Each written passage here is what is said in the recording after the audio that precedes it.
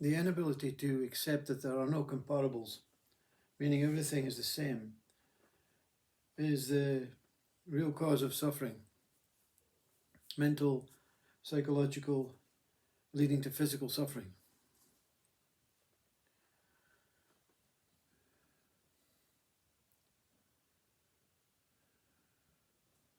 We identify the past as being completely different to the present.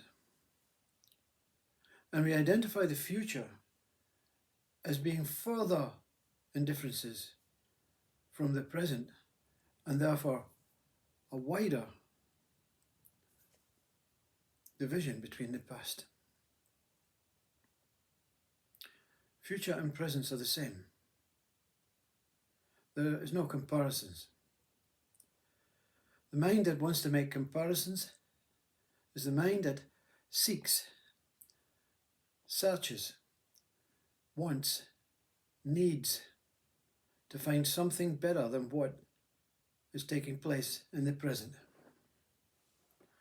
Does this not describe our human mental state? I mean, in school, they learn about human beings, Homo sapiens, as being primitive, unable to do the things that we can do now. So therefore we are much more intelligent, much more wise, much more able, much more free, much more competent. Yet every day we see mental suffering, and we can value the world as it is to say, well, not much freedom, not much improvements, still struggling for a decent quality, average life for some, still fighting, arguing, threatening, forcing, competing, judging and analysing each other. No difference to past. And future, no difference to future in that mind state. When that mind state is removed, it means that the past and the future have been distinguished in your mental capacity. I am only here now. Yesterday did not exist. Tomorrow may not exist. Only this presence, this state of now. And this state of now is not comparable. There's nothing to compare it against unless you compare it against yesterday's now, tomorrow's now, what tomorrow's now may bring, and what yesterday's now may left. This is not a PhD qualification in how to understand life. This is basic, simple wisdom. But we have this idea that we're in a state and we have to improve it. We also have this other idea. If we don't improve it, we're going to die. I don't know what's going to die, but everybody dies. Everybody dies anyway. But it's not about the survival anymore. If you want to look at the past for centuries, that's all we are concerned about, is our survival. It's about the quality of our life. And the quality of life is completely perfect. As a child, you're born absolutely precious and beautiful and with no imperfections. Ask the parents. Oh my God. Beautiful. The most beautiful thing I've ever seen in my life. Nothing can touch it. No house, no thought about God, no holiday in the Bahamas can touch this. And then something changes. It's not about that anymore. It's about the quality of how can we have a structured cage for our child. Not in a cage way, but in a protective way. We need to plan that protection. And all through life, that's what we've been doing, protecting our children, protecting our friends, our neighbours, our relatives, ourselves. But in the present moment, there's no need.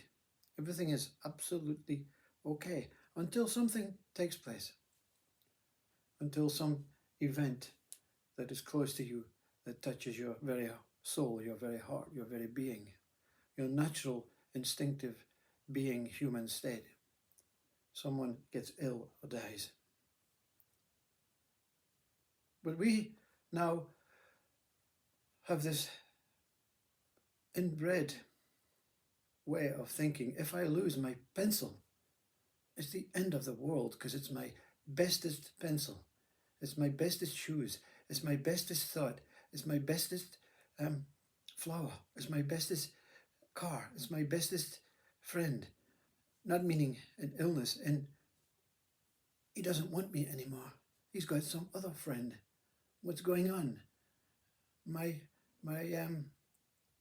personal boundaries have been touched. This I that I have become is affected by every single thing, infected and affected, and the body suffers. And it starts to make comparisons. I never had a friend like that before, or maybe I did when I was a child. I must look for that one in the past, or I can find another friend that's equal to that one, or even better. But I must plan and seek and look for this particular friend. My best friend is life. Best friend is every single thing that surrounds you. But they're not essential. The pencil, yeah, the flower, they're going to fade and pass. And our human friends, family will fade and pass. And that's nature. But in the present moment, everything is okay. It's not teaching you anything other than what you know. While you're alive with no mind, thinking about making comparisons, judging, analyzing, measuring, competing against, associating with, attaching to, other than your body, your life, and those that closely surround you, meaning all life, all living things, animals, people. What can be bad about what you have in your life? And what could be needed to be improved within your life?